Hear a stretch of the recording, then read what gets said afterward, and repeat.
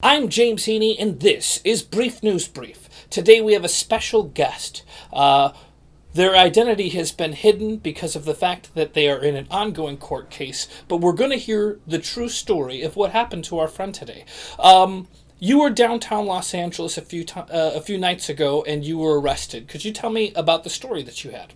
Basically, late Thursday night, early Friday morning, I was hanging out downtown. I drove to Ralph's. I parked about a block away from Ralph's, went into the grocery store to use the restroom, came out. Police were stopping the cars. And I was like, well, it's kind of pointless for me to go back to my car and just, sit in this line of cars wasting gas. And we were like, okay, let's just wait until the cops let the cars go, and then we'll go. So we stood there for like 2 minutes, and then we saw that the cops were now letting these cars go. So we're like, okay. So as we're walking, two cops in riot gear come up on the sidewalk, and they're walking towards us, just shouting at us, "Leave the area! Leave the area!"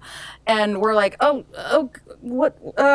My car is right there. I'm putting my hands up in the air because I've seen so many cop shooting videos that I'm freaking out. And so I'm putting my hands up, but I'm also saying I'm just walking back to my car. It's right there, and the cops are saying, "Leave the area! Get out of here!" So, and meanwhile, there was another guy who was also trying to get to his car, and he was also saying, "I'm just trying to get to my car." And, of course, the cops aren't having it. So they tell us to turn around. So we're turning around. There were tons of cops all closing in, and they were saying the same thing, "Get out of here, leave the area." And we turned to the right, which was straight in front of us. I know it's kind of hard to describe, but basically, from all four directions, cops were enclosing and encroaching upon me and my friend and everyone else in the area, which ended up being about 35 people total. We were like, where do we go? Where do we go? The cops over there are telling us to go here, and you guys are telling us to go there. What do we do? One guy, fellow pedestrian guy, he's like, "Okay, everyone, shut the fuck up, and listen to what the police have to say, okay? Just listen to what they're going to say, and we're going to be let go, okay?" And that kind of made me feel a little better. I mean, I've never been a part of anything like this, but I was like, oh, okay, well, maybe that's what's gonna happen. So our first row of cops all around us on all sides are holding their batons out, like in a very aggressive manner, as if they were holding guns. Behind them is another row of cops, and they have rifles attached to them. And some of them are holding onto like tear gas canisters or mace guns. But one by one, each person that they had rounded up was getting arrested. I noticed that they had, or not arrested, handcuffed. They had zip tie handcuffs. Like everyone had these like attached to their belts that I didn't even notice at first. Maybe because they didn't have them out, but then they took them out. But yeah, and they can hurt. I mean, if you tie them, or lock them tight enough.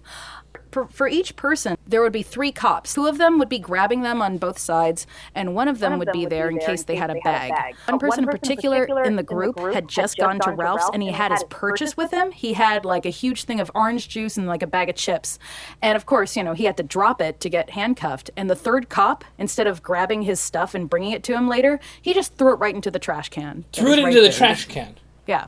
Wow. And that seems like, in my perspective, I can't make too much judgment, but that orange juice in shopping materials was quite possibly what you could consider evidence that he wasn't protesting. When I saw the cop grabbing the groceries, I was like, what's he going to do with that? Is he going to bring it? It seemed like he kind of hesitated for a second. Like he held the stuff in his hands for like a couple of seconds, and then he just decided, fuck it. I'm going to turn around and throw this into the trash can that was right there in the corner. Did you think before you got handcuffed, did you think that, I'm sure by the time they get to me, they'll realize I'm not a protester?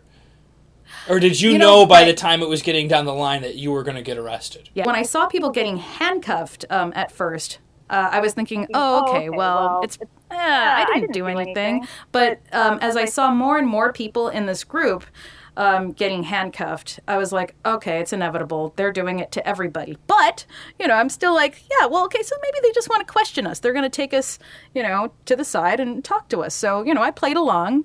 And part of me, I was talking to my friend when we were kind of in line for this. I was like, hey, this is kind of like being in line for a scary ride or like this weird like police escape room or something. The scariest ride. The legal system. Yeah, exactly.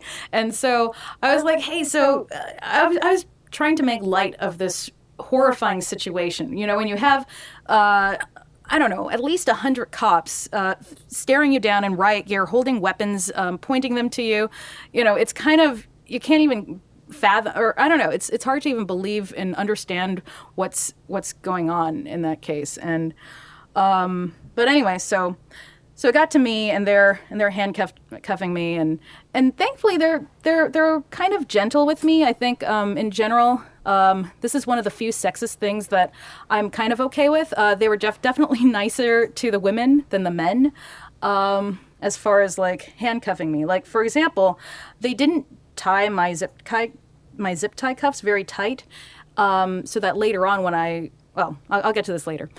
So we all get to the sidewalk, and each person has a cop that goes up to them and asks them questions.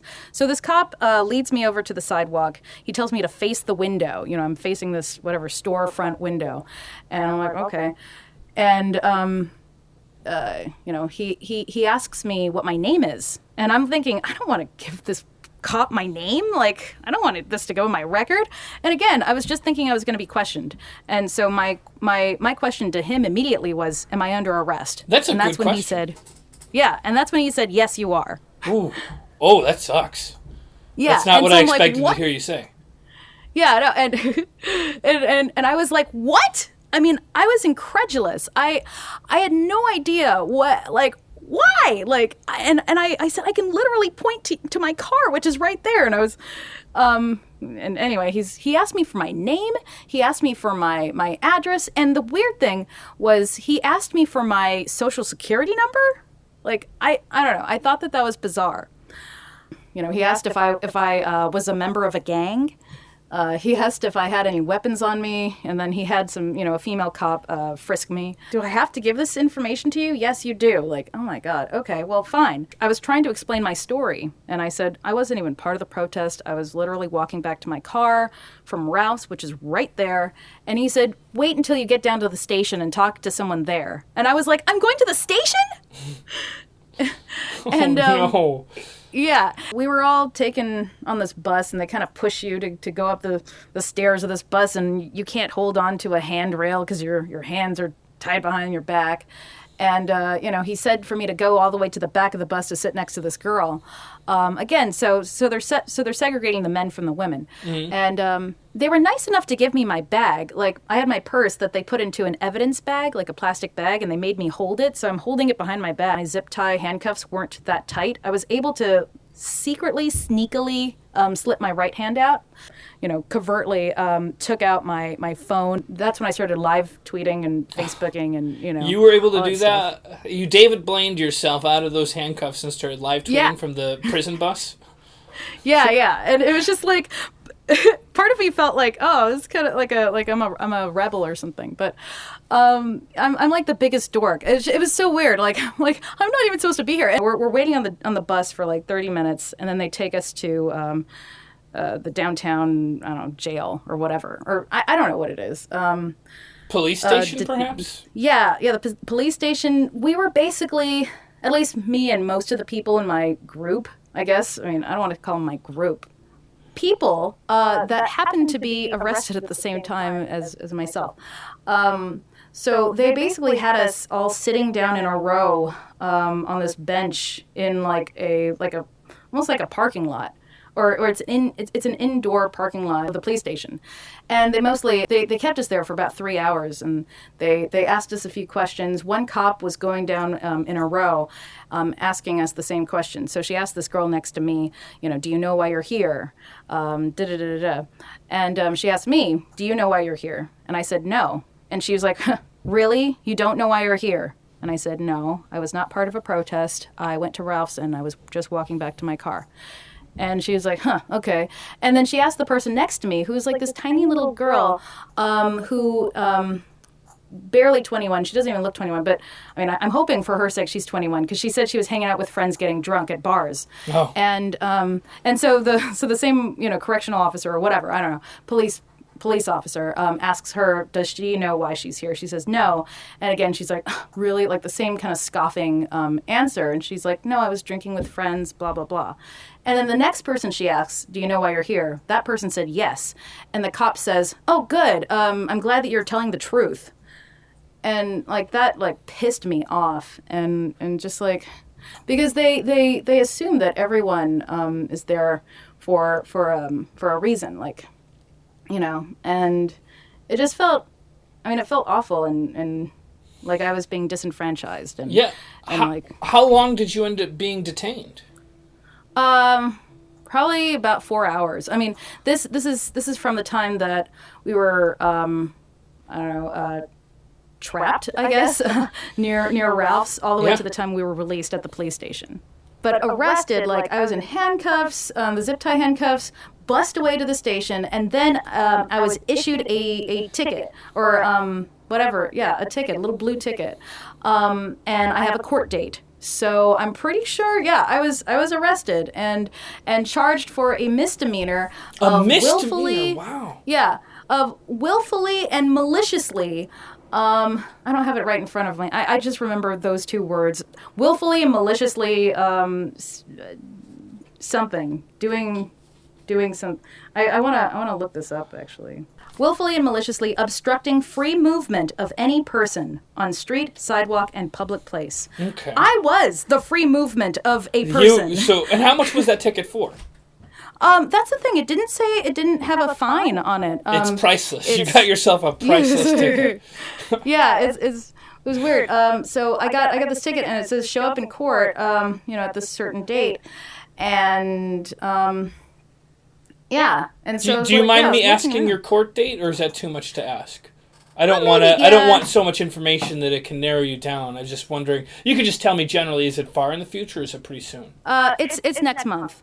Okay.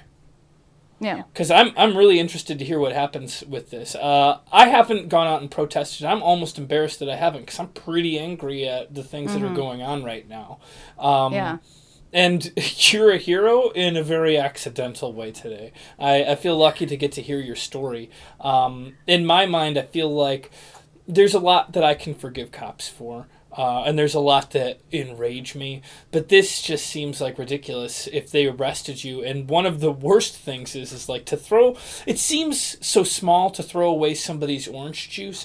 But if you're a police officer arresting or even detaining a person, those things about where they're coming out of a grocery store, that's evidence proving them innocent. And when they throw that away, not only is that almost like mocking a person, but I feel like that's also... like your duty to keep that evidence. And if you're trying to make people safe, isn't it keeping them safe, letting them keep the belongings that they've purchased? That's people's property. I don't know. Yeah. It's upsetting to hear this. It's unbelievable that you got arrested, because I don't know you that well, but I would bet any money on it that you were in the right, because you're one of those people that just comes across as trying to do the right thing, be a nice person, and get along in the world without causing too many waves. Yeah, exactly. That's, there were kids. I mean, I call them kids. They're like early 20-somethings, maybe 18-year-olds. I don't know. Between 18 in my and book, 20. those are babies. I'm an old man at this point. So there were quote-unquote kids in the parking lot. Like, I think one of them was playing on their skateboard.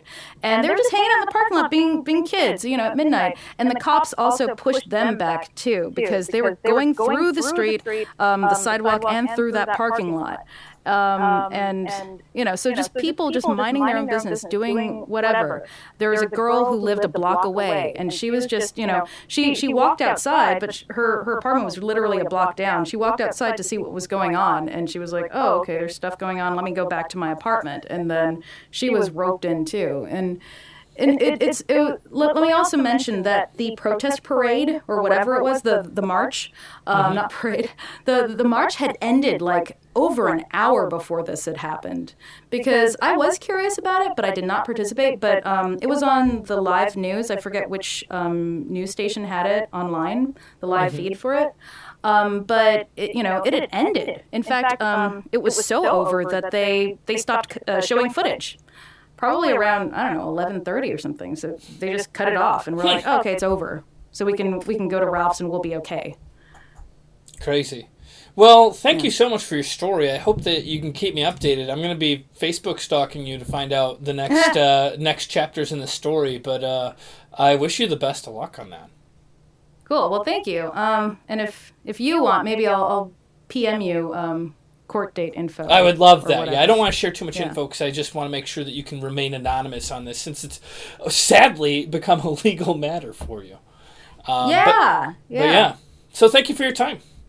Sure thing. Thank you. Brief News Brief.